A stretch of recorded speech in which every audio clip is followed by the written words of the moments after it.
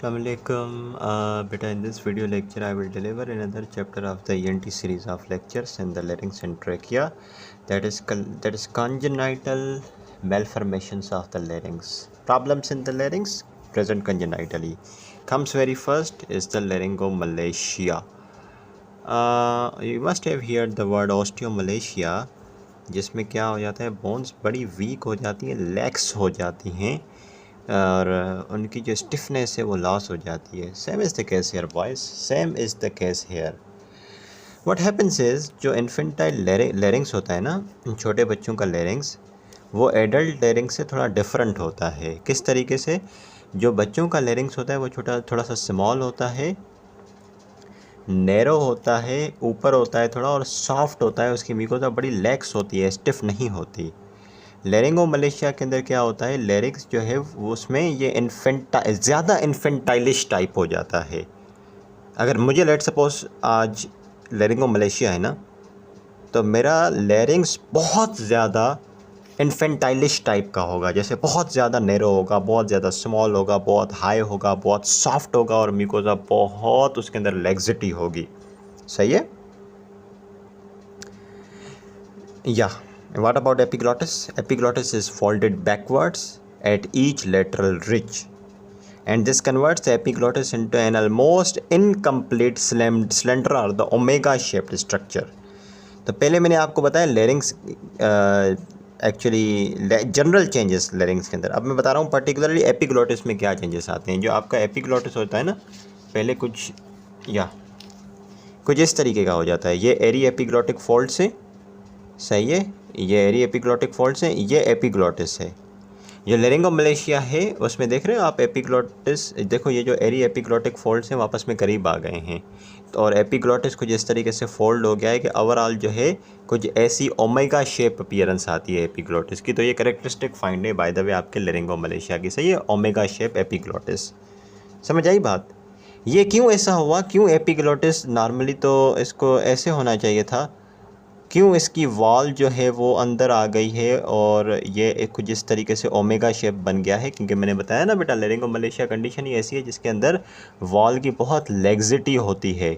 इतनी वॉल जो है लैक्स होती है कि वो इतनी ढीली होती है कि अंदर आ जाती है और ऐसे सुकड़ सी जाती है अंदर की तरफ. ठीक है, इसलिए ये होता है.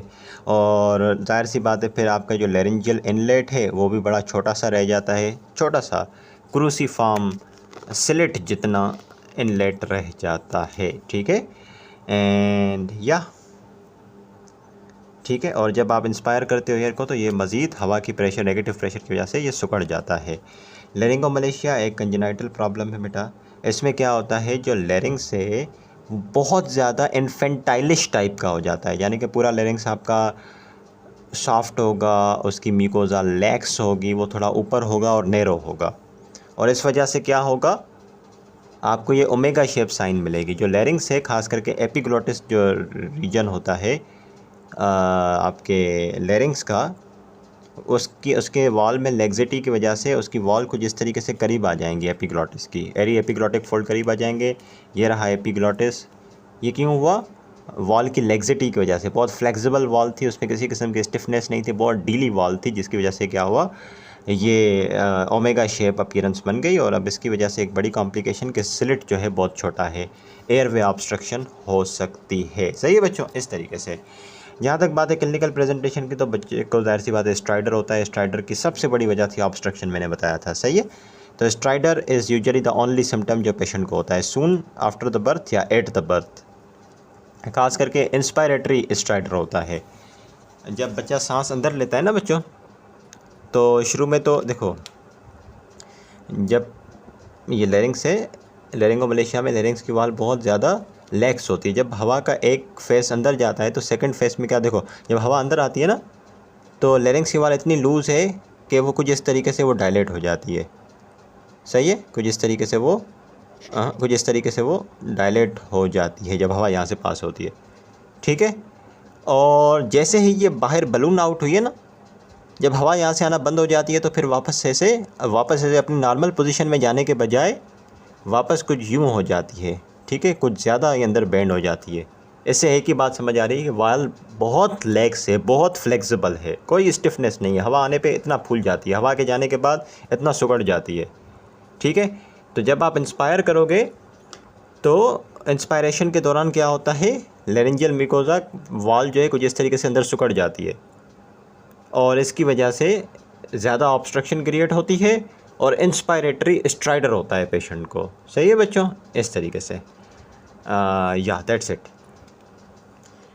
और स्ट्राइडर जो है वो एक्सर्शन के दौरान बढ़ जाता है, रेस्ट करने से, स्लीप करने से कम हो जाता है। ठीक है, उसके अलावा ये जो स्ट्राइडर है, ये जो नैरो लेरिंग्स है, ये स्पॉन्टेनियसली ठीक हो जाता है। स्ट्राइडर में reduce spontaneously with periods of the quite breathing intermittently. इसके अंदर स्ट्राइडर ज़रूर होता है लेकिन वॉइस में किसी किस्म के चेंजेस नहीं आते। ठीक है, वॉइस में किसी किस्म के चेंजेस नहीं आते, हॉर्सनेस नहीं होती क्योंकि vocal cords are not directly affected.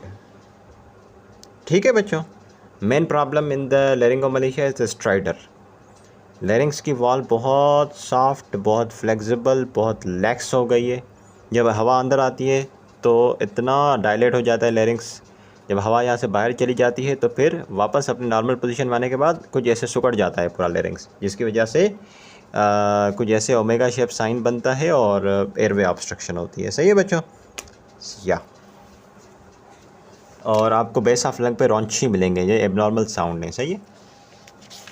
Right after this बेटा, the diagnosis of the laryngomalacia is made on the history and examination. ठीक है, पेशेंट को इंस्पायरेटरी स्ट्राइडर होगा विदाउट हॉर्सनेस क्योंकि साउंड अफेक्ट नहीं होता। सही है, अगर पेशेंट को स्ट्राइडर है, इंस्पायरेटरी स्ट्राइडर है, हॉर्सनेस नहीं है तो it can be the laryngomalacia. Confirmation के लिए डायरेक्ट लेरिंगोस्कोपी करते हैं। सही है बच्चों। डिफरेंशियल्स क्या क्या हो सकते हैं, तो सारी वो कंडीशंस डिफरेंशियल्स में आएंगी जिसके अंदर पेशेंट को स्ट्राइडर होता है विदाउट हॉर्सनेस, जैसे कि congenital web of the larynx, laryngeal papilloma, laryngeal cyst, laryngeal diphtheria, simple acute laryngitis. ठीक है बच्चों, इस तरीके से। Treatment option for the laryngomalacia is या जैसे बच्चा वक्त के साथ ग्रो करता है ना बेटा, 2nd to 5th मतलब 2 से 5 साल की उम्र में तो स्ट्राइडर गायब हो जाता है। ठीक है, 2 से 5 साल की उम्र में, क्योंकि वक्त के साथ साथ लेरिंग्स की वॉल भी स्टिफ होने लगती है, लेरिंग्स की वॉल भी ग्रो करती है, स्टिफनेस आती है उसके अंदर, लैक्सिटी ख़त्म होती है, तो मुमकिन है कि 2 से 5 साल की उम्र में ये स्ट्राइडर ख़त्म हो जाए। सीवियर केसेस में हमें ट्रेकियोस्टमी करनी पड़ती है क्योंकि लेरिंगोमलेशिया एक ऐसी कंडीशन है जिसमें लेरिंजियल ऑब्स्ट्रक्शन हो जाती है due to the laxity of the laryngeal mucosa, laryngeal obstruction हो जाती है। और अगर पेशेंट को सीवियर केस है, बिल्कुल भी ऑब्स्ट्रक्शन की वजह से सांस नहीं आ रही, बहुत ज़्यादा स्ट्राइडर है, तो फिर आपको ट्रेकियोस्टमी करनी पड़ेगी। ठीक है, लेकिन it should be avoided as far as possible क्योंकि इसकी बड़ी कॉम्प्लिकेशंस होती हैं। सही है बच्चों, इस तरीके से। Then comes another congenital problem of the larynx, that is the congenital laryngeal webs. Webs मौजूद होना larynx के अंदर। ठीक है, webs are consist of the membrane lying in between the two vocal cords. मैं आपको दिखा भी देता हूँ, ये देखो, ये वेब है। ठीक है, larynx की म्यूकोसा जो है, अच्छा ये एक अच्छा सा vocal cord है, ये दूसरा ज़बरदस्त vocal cord है। आपको ये वेब दिख रहा है इतना बड़ा, ये larynx की म्यूकोसा है जो कि बाहर आ गई है ल्यूमन में। सही है, और या consist of the membrane lying between the two vocal cord, always present at the anterior part of the epiglottis. ये anterior side है। ठीक है, और ये जो है posterior side है। हमेशा आपको वेब anterior side से बनता हुआ दिखेगा। सही है बच्चों। अच्छा, the web consist of, web के अंदर क्या होता है, ऊपर तो म्यूकस कवरिंग होती है, वेब के अंदर क्या होता है, फाइब्रस टिश्यू स्ट्रोमा मिलेगा, उसके ऊपर म्यूकोजल एपिथेलियम है। और क्योंकि इस वेब की वजह से ऑब्स्ट्रक्शन हो गई है, पहले इतना बड़ा जो है ल्यूमन था, अब इतना सा ल्यूमन रह गया है, तो ऑब्स्ट्रक्शन की वजह से स्ट्राइडर तो लाजमी होगी। ठीक है, और क्योंकि अब वोकल कॉर्ड्स के बीच में इतना बड़ा वेब आ गया है तो वोकल कॉर्ड एक दूसरे के करीब नहीं आ सकते, तो साउंड प्रोड्यूस नहीं होगा, डिस्फोनिया हो जाएगी। सही है, जितना बड़ा वेब होगा उतनी बड़ी प्रॉब्लम, जितना बड़ा वेब होगा उतना ज़्यादा स्ट्राइडर, जितना बड़ा वेब होगा उतना डिस्फोनिया होगी। पेशेंट पैसे कैसे प्रेजेंट करेगा, इसमें हॉर्सनेस होगी क्योंकि वोकल कॉर्ड आपके अफेक्ट हुए हैं, साउंड बड़ी रफ सी आएगी।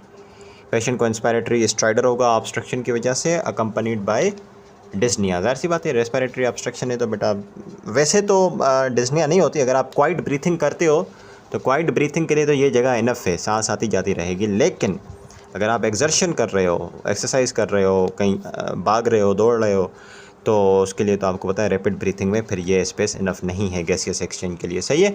तो एक्सर्शन पे डिस्निया होती है। डायरेक्ट लेरिंगोस्कोपी करेंगे, अच्छे से वेब दिख जाएगा। वेब में भी वाइट और पिंक इन कलर, थिन और वेरी डेंस। ठीक है बच्चों, इस तरीके से। Treatment option, no treatment is required in case of small webs. Small webs को छोड़ा जा सकता है अंदर, ठीक है। लेकिन जब in cases where the web is very much thin, उसको फिर हम एंडोस्कोपी के लिए एक्सरसाइज कर सकते हैं with the help of the micro scissors या फिर कार्बन डाइऑक्साइड लेज़र के केस में। In severe cases excision of the web is done through laryngofissure, ठीक है। और सीवियर केसेस में ट्रेकियोस्टमी की ज़रूरत पड़ सकती है, क्योंकि ये लेरिंजियल वेब ऑब्स्ट्रक्शन कराता है, सांस को आने जाने में रोकता है। तो आप क्या करते हो, ट्रेकियोस्टमी करते हो, डायरेक्ट ट्रेकिया से ट्यूब पास करते हो, हवा बाहर से अंदर आने देते हो डायरेक्टली ट्रेकिया में, ठीक है बेटा। तो अभी ट्रीटमेंट क्या बताया, अगर स्मॉल वेब है ज़रूरत नहीं है ट्रीटमेंट की, थिन वेब है, बड़ा वेब है तो उसमें आपको इसको एंडोस्कोपिकली रिमूव करना पड़ता है, सही है। इसके बाद कुछ और कंजेनाइटल प्रॉब्लम्स आते हैं बेटा, जैसे कि लेरिंजियल एट्रेशिया। लेरिंजियल एट्रेशिया, अगर ये आपके लेरिंग्स का बेटा ल्यूमन है, ये आपका लेरिंग्स है और ये लेरिंग्स का ल्यूमन है, ये कम्प्लीटली क्लोज है एट्रेशिया, ठीक है। होल लेरिंग्स जो है वो फिल्ड है, the web filling the hole of the lumen of the larynx. ये खास करके सब ग्लोटिक रीजन ऑफ लेरिंग्स में ज़्यादा देखने को मिलता है। And it is obviously incompatible with life, क्योंकि रेस्पिरेटरी कंप्लीट रेस्पिरेटरी अरेस्ट हो जाएगा। तो इमीडिएट अगर आपने उसको फ़ौरन पकड़ लिया तो फिर तो आप ट्रेकियोस्टमी कर लो, तो फिर वो शायद बच्चा, लेकिन अदरवाइज डेथ हो जाती है, सही है। उसके अलावा एक और कंजेनाइटल प्रॉब्लम है बेटा, कंजेनाइटल लेरिंजियल पैरालिसिस। रेयर है लेकिन पैरालिसिस खास करके लेरिंग्स में कहाँ, वोकल कॉर्ड की हो सकती है। Unilateral paralysis of the vocal cord is commoner than the bilateral. वो लेरिंग्स पूरे की पैरालिसिस नहीं, लेरिंग्स के अंदर मौजूद ग्लोटिस के अंदर मौजूद वोकल कॉर्ड्स की पैरालिसिस हो सकती है, सही बच्चों। अगर यूनिलेटरल वोकल कॉर्ड पैरालिसिस है तो फिर क्या होगा, बच्चा जैसे ही पैदा होगा, अब जाहिर सी बात है एक साइड का वोकल कॉर्ड काम नहीं कर रहा, सिर्फ एक साइड का काम कर रहा है, तो बच्चे की रोने की आवाज़ भी बड़ी वीक होगी, क्योंकि सिर्फ एक साइड का वोकल कॉर्ड काम कर रहा है, सही है। If there is bilateral paralysis so it will produce the severe stridor, ठीक है, रेस्पिरेटरी डिस्ट्रेस। आवाज़ तो निकलेगी नहीं ना, क्योंकि बायलेटरल पैरालिसिस है तो इसमें तो कंप्लीट एफोनिया होगी, ठीक है। बायलेटरल पैरालिसिस की वजह से क्या होता है, वोकल कॉर्ड एक दूसरे के करीब आ जाते हैं और बिल्कुल रेस्पिरेटरी पाथवे को ब्लॉक कर देते हैं। क्योंकि अब देखो ना, ये एक वोकल कॉर्ड है, ये दूसरा वोकल कॉर्ड है, अब इनकी पैरालिसिस हो गई, ठीक है। ये आपस में ये रहेंगे, ये आगे पीछे वाइब्रेट नहीं कर सकते, सही है। ये पैरालाइज होकर एक जगह पे चिपके पड़े हैं, तो जाहिर सी बात है पेशेंट को फिर रेस्पिरेटरी डिस्ट्रेस होगा, साइनोसिस होगी। अगर बायलेटरल केस है, ठीक है। अगर एक वोकल कॉर्ड, देखो दो वोकल कॉर्ड है, एक वोकल कॉर्ड का अगर पैरालिसिस है फिर तो मसला नहीं है, दूसरा वोकल कॉर्ड जो है एडक्ट हो सकता है, एडक्ट हो सकता है। लेकिन अगर दोनों वोकल कॉर्ड की पैरालिसिस है फिर तो रेस्पिरेटरी अरेस्ट होगा। यूनिलेटरल केसेस में बेटा मसला नहीं होता, दूसरा वोकल कॉर्ड कंपनसेट करता रहता है फिर और ट्रीटमेंट की ज़रूरत नहीं पड़ती, ठीक है। हाँ, अगर सीवियर यूनिलेटरल केस है या फिर बायलेटरल केस है तो फिर उसमें सर्जरी करके उसको सही करना पड़ता है। एक लास्ट चीज़ है बेटा, congenital problem, that is the congenital cyst and the tumour of the larynx. Congenitally cyst मौजूद हों, कंजेनाइटली सिस्ट कहाँ मौजूद हो सकते हैं, लेरिंग्स के वेंट्रिकल में, सेक्यूल में, और फिर वहाँ से वो प्रोजेक्ट करके लेरिंग्स के ल्यूमन में आते हैं और लेरिंग्स के ल्यूमन में फिर वोकल कॉर्ड के बीच में आ जाते हैं। जब वोकल कॉर्ड के बीच में इतना बड़ा सिस्ट आ जाएगा तो वोकल कॉर्ड एक दूसरे के साथ अप्रॉक्सीमेट नहीं हो पाएंगे और डिस्फोनिया होगा। सर्जिकल करेक्शन करते हैं इसकी। और इसके अलावा कंजेनाइटली ट्यूमर्स जो प्रेजेंट हो सकते हैं बेटा, जैसे कि हेमेंजियोमा, लिम्फेंजियोमा, यूजुअली सब ग्लोटिक रीजन में ये प्रेजेंट होते हैं, या फिर सब ग्लोटिक नहीं तो ग्लोटिस के अंदर वोकल कॉर्ड में ये मौजूद होते हैं। इसके ट्रीटमेंट कार्बन डाइऑक्साइड लेज़र से करते हैं। अगर बड़ा ट्यूमर है तो फिर उसकी ओपन सर्जरी करनी पड़ जाती है। And this is all about बेटा this chapter. Thank you so much बेटा, क्लास डिसमिस्ड।